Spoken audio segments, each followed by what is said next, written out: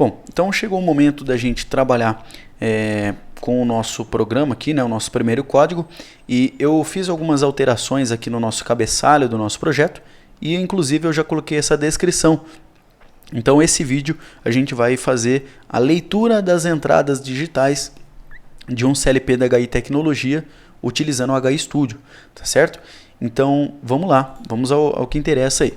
Bom, antes eu quero fazer uma apresentação que é o seguinte: como vocês estão observando, eu estou com esse equipamento aqui na nossa bancada e é um kit de treinamento, né? Então esse é um kit de treinamento baseado no CLP Neon da HI Tecnologia, e o kit de treinamento ele é muito bacana por conta disso, né? Ele já tem essa interface com o usuário, né? Com o processo, com o usuário, que permite que a gente possa desenvolver, né? Fazer debug, verificar se a lógica do nosso programa está certo.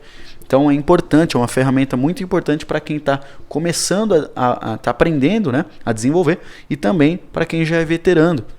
Vai desenvolver um projeto novo, uma solicitação de um cliente, então você tem ali um kit de treinamento, é importante para ajudar no desenvolvimento, tá ok? Mas hoje nós vamos focar aqui nas entradas digitais. E as entradas digitais, elas estão mapeadas nesse kit de treinamento através dessas chaves do tipo alavanca, tá ok? Então olha que bacana, a gente consegue manipular essas chaves, e aí inclusive tem esses LEDs para indicar o estado dessas entradas, né? Olha lá, isso aqui. Então beleza, então é isso que a gente vai trabalhar lá no nosso código, tá certo? Então, voltando aqui, o que nós vamos fazer, né? Qual que é o passo a passo para que a gente possa fazer uma leitura da entrada digital? Bom, o primeiro passo, eu vou vir aqui nessa aba variáveis e eu vou precisar definir uma variável, né? Então, só fazendo relembrando, né? Se nós viermos aqui em Device, duplo clique, ele habilitou essa aba IO Mapping. Por que a gente viu, deu uma ênfase legal nos vídeos anteriores? Porque agora chegou o momento da gente utilizar, né? Então, o que nós vamos fazer? A gente vai criar uma variável e essa variável vai receber o conteúdo do meu periférico que eu vou trabalhar. Então, no caso, as chaves do kit de treinamento, elas iniciam a partir da DI 04, né? Da Digital Input 04 em diante, tá certo? Então eu vou voltar aqui no meu Program, na aba Variáveis, e eu vou criar minha primeira variável. Então eu venho aqui e clico em Adiciona. Automaticamente foi preenchido aqui nessa lista, né, esse LV0, que vem de local var, né, variável local, endereço 0.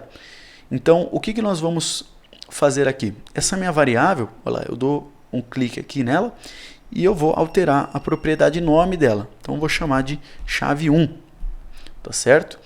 E uma informação que ela é do tipo booleana. Por que o tipo é importante para nós?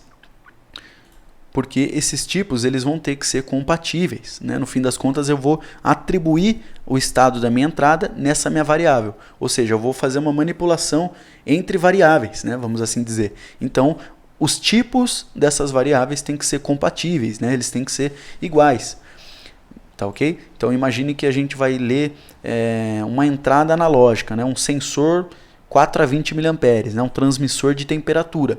Já não vai ser um tipo booleano, né? Então a gente vai, por exemplo, adicionar uma variável, e essa variável ela vai ter que ser do tipo int, por exemplo, que são valores inteiros, né?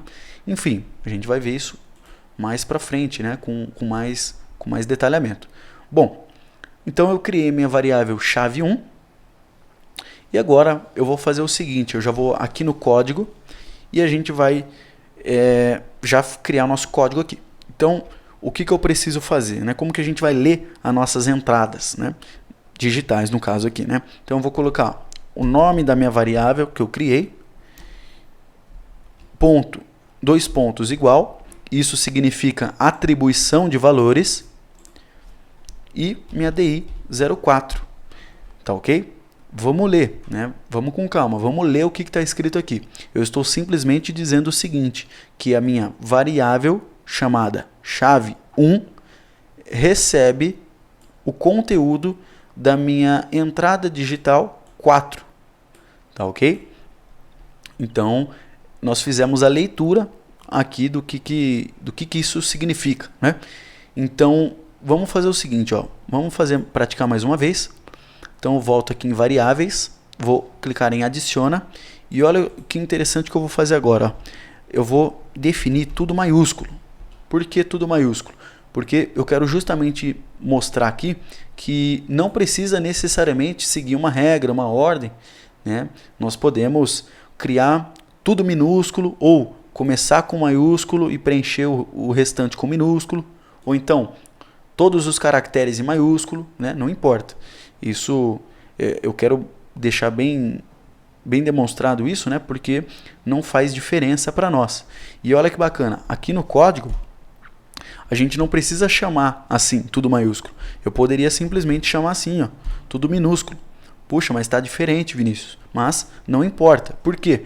Porque o ambiente ele é do tipo case insensitive. Ou seja, não faz diferença se eu declaro uma variável de um jeito e chamo ela no programa de outro, né? Isso daqui, ó, chave 2 é a mesma coisa do que isso, que é a mesma coisa do que isso, que é a mesma coisa do que isso, né? Não importa, isso aqui está retratando a mesma variável, tá? O ambiente é do tipo case insensitive, tá ok? Lógico que no dia a dia da programação a gente não vai sair criando formatações diferentes aqui, né? A gente vai manter um padrão. Eu, por exemplo, né, uma boa prática que eu vejo é utilizar tudo maiúsculo, é uma preferência minha, né? Mas eu vou deixar aqui só para mostrar que isso é válido, né? Então, lá, DI 05, vamos fazer uma nova leitura? Mas agora vamos até já fazer uma leitura documentando.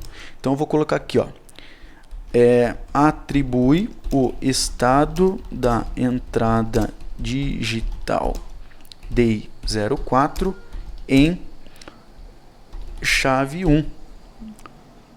Né? Olha lá, a gente fez a leitura.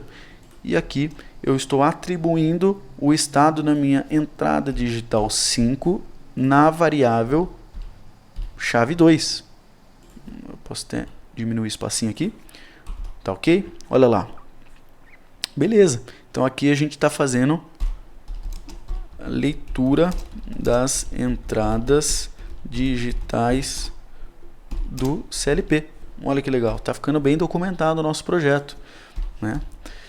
Então, beleza. Então, o que a gente vai fazer no próximo vídeo? A gente vai carregar para dentro do equipamento, né? Eu cometi um erro aqui proposital para que a gente possa ver o ambiente, o compilador, na verdade, né, apresentando o erro e a gente corrigindo esse erro. Tá ok?